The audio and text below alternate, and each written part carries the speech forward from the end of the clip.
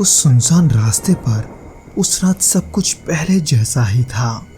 टूटी सड़क, जंग लगे खंबे और खंडर की डरावनी खामोशी। फर्क बस इतना था कि इस बार कोई था जो मेरे पीछे आया था और जिसकी ठंडी सांसें मेरी गर्दन तक आकर रुक रही थी। दोस्तों, आज के भौतिक घटना को हम निखिल जी के पॉइंट ऑफ व्यू से सुनेंगे, जिनके साथ ये घटना वास्तव में घटा था।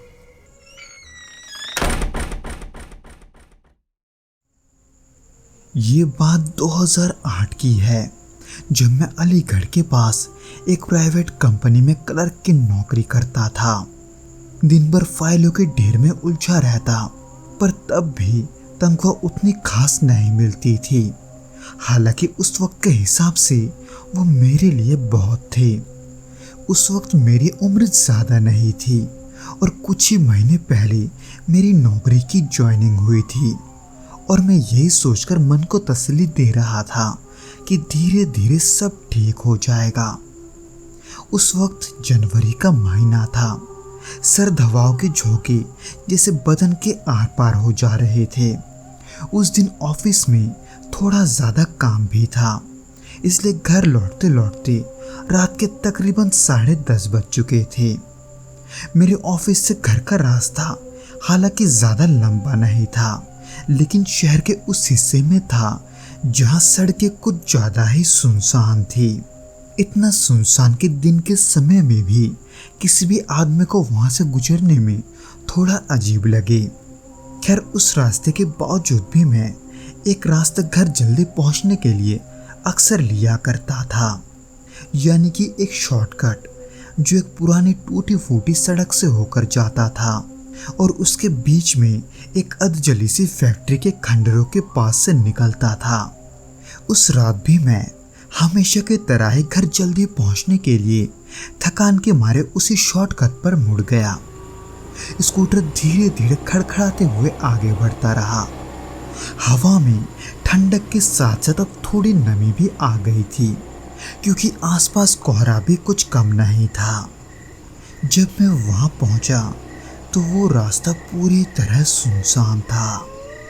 दूर दूर तक कोई इंसानी आवाज नहीं थी, बस कभी कभार किसी कुत्ते के भौंकने की आवाज या कहीं से उड़कर आती सीटी जैसी हवा की आवाज ही थी।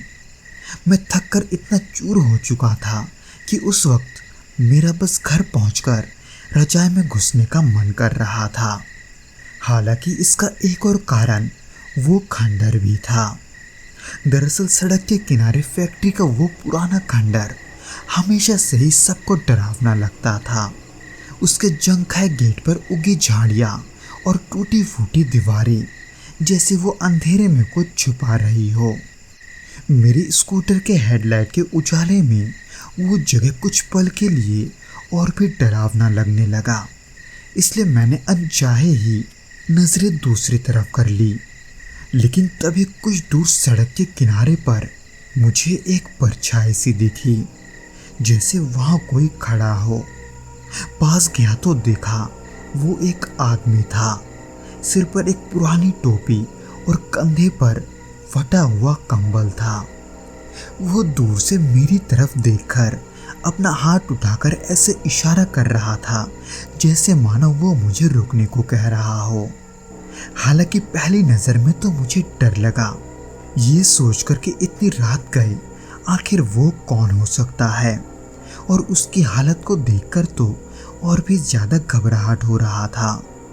लेकिन फिर मैंने सोचा कि इतनी ठंड में शायद किसी को लिफ्ट की ज़रूरत होगी, इसलिए मैंने स्कूटर की रफ्तार धीरे धीरे धीमी करके किनारे रोक दी। और फिर वो आदमी चुपचाप आया और पीछे बैठ गया। उसकी चुप्पी में एक अजीब सी खामोशी थी। हालांकि उसके चढ़ने के बाद स्कूटर हद से ज़्यादा ही भारी हो गया था, जैसे उसने खुद से भी ज़्यादा वज़न अपने पीछे लाद दिया हो। पर तब मैंने इन सब पर उतना गौर नहीं किया। पर जैसे ही स्कूटर चला, मुझे उसकी सांसों की धीमी आवाज़ सुनाई दी। ठंडी, लंबी और गहरी आवाज। रात के सन्नाटे में वो आवाज कानों में जैसे गूंज रही थी। खैर मैं थोड़ी देर ऐसे चला ही था कि अचानक स्कूटर के इंजन में अजीब सी गड़बड़ाहट हुई, जैसे कोई जबरदस्ती उसे रोकना चाहता हो। इसलिए डर के मारे मैंने रफ्तार उल्टा बढ़ा दिया, लेकिन स्कूटर जैसे धीरे धीरे धीमा होता जा रहा था। अब ये मेरा वहम था कि नहीं, ये मुझे नहीं पता, और ना ही मेरी पीछे देखने की हिम्मत हो रही थी। इसलिए मैं बस सामने देखकर स्कूटर चला रहा था। सड़क पर जगह जगह पानी के छोटे छोटे गड्ढे थे, जिनमें हेडलाइट की रोशनी पड़ते ही वो झिलमिला रही थी। फिर ऐसे कुछ मीटर आगे बढ़ने के बाद मुझे महसूस हुआ जैसे किसी ने धीरे से मेरे कंधे पर हाथ रखा हो। वो हाथ इतना ठंडा था कि बदन जैसे एक पल में ही सुन पड़ गया। उस एक पल में पूरे शरीर में सिहरन दौड़ गई थी और लगा जैसे उसने मेरी रूह तक कपा दी हो। उस वक्त हवा में सर्द भी थी, जैसे किसी ने मेरे चारों तरफ ठंडक की चादर लपेट दी हो। थोड़ा और आगे चला कि तभी लगा कि स्कूटर पर पीछे बैठा वो आदमी अचानक थोड़ा और पास आकर बैठ गया है, यानी मेरी ओर खिसक कर बैठ गया है। उसकी ठंडी सांसें अब गर्दन के बिल्कुल पास महसूस होने लगी थी। उस रास्ते में एक जगह पर कुछ टूटे फूटे बिजली के खंभे थे। उनकी तारें हवा में हिल रही थी और हल्की हल्की आवाज कर रही थी। उस आवाज में भी उस वक्त डर महसूस हो रहा था, जैसे कोई मुझे मेरे नाम से पीछे से पुकार रहा था।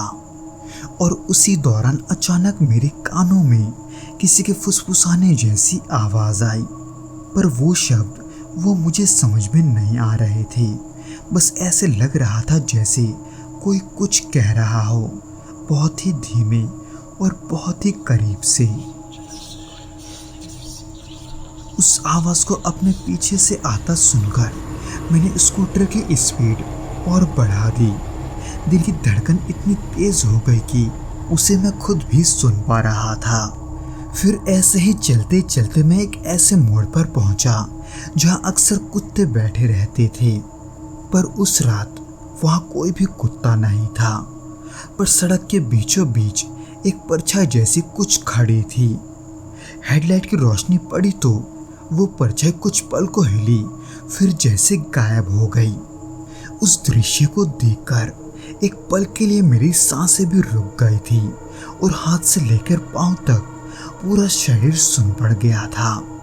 हालांकि मैंने मन ही मन ये सोचा कि जल्दी से इस रास्ते को पार कर लूं और घर पहुंच जाऊं, पर उसके थोड़ी ही दूरी पर वो पुराना पुल आ गया, जिसके नीचे बरसात का पानी कभी कभार बहता था। उस पुल पर चढ़ते ही स्कूटर जैसे रुकने लगा था, जैसे कोई पीछे से उसे जोर लगाकर पकड़ रहा हो। इसलिए डर के मारे मैंने स्कूटर से पैर तक नहीं हटाया, बस धीरे धीरे एक्सीलेटर घुमाता रहा। फिर ऐसे ही पुल के बीचों बीच लगा कि स्कूटर के दोनों तरफ कोई परछाई चल रही है। उस पर लगा जैसे मेरी रीढ़ की हड्डी तक जम गई हो, पर रुकने का नाम मैंने फिर भी नहीं लिया। पर जैसे ही मैंने उस पुल को पार किया, मेरा स्कूटर अचानक से एकदम हल्का हो गया, जिससे पीछे बैठा व्यक्ति वहां हो ही ना। इसलिए पीछे देखने की हिम्मत जुटाई तो देखा सीट पर कोई नहीं है, पर वो सीट पानी से गीला था, जैसे कुछ पल पहले वहां कोई गीले कपड़ों के साथ बैठा हो। समझ में नहीं आ रहा था कि आखिर क्या हो रहा है, पर मैंने फिर भी अपने आप को संभाला और होश संभालकर स्कूटर चलाने लगा। और जैसे जैसे उस सुनसान रास्ते से बाहर निकला, वैसे वैसे माहौल मुझे और भी अजीब लगने लगा। बाहर निकलकर जहाँ से रोशनी शुरू होती थी वहाँ पहुँचा तो जैसे थोड़ी राहत मिली, लेकिन दिल अब भी तेज धड़क रहा था, हाथ अब भी कांप रहे थे। घर पहुंचकर जब स्कूटर से उतरा तब भी दिल मानने को तैयार नहीं था कि वो सब क्या था। सीट अब भी गीली थी और उस पर मिट्टी के कुछ निशान भी थे। उस रात जब मैं कमरे में लेटा तो नींद टूट टूट कर आती रही और सपने में वही परछाई, ठंडी सांसें और उस पुल का सारा नज़ारा वो बार बार लौट कर आ रहा था। इसीलिए आज भी जब मैं उस रास्ते से गुजरता हूँ तो लगता है जैसे कोई अब भी वहीं कहीं छुपा है। तो दोस्तों, ये तो था वो घटना जो कि निखिल जी के साथ घटा था। उम्मीद करता हूँ कि आपको ये वीडियो पसंद आया होगा, और अगर आया हो तो प्लीज़ इस वीडियो को लाइक करके इसे अपने दोस्तों के साथ शेयर ज़रूर करना।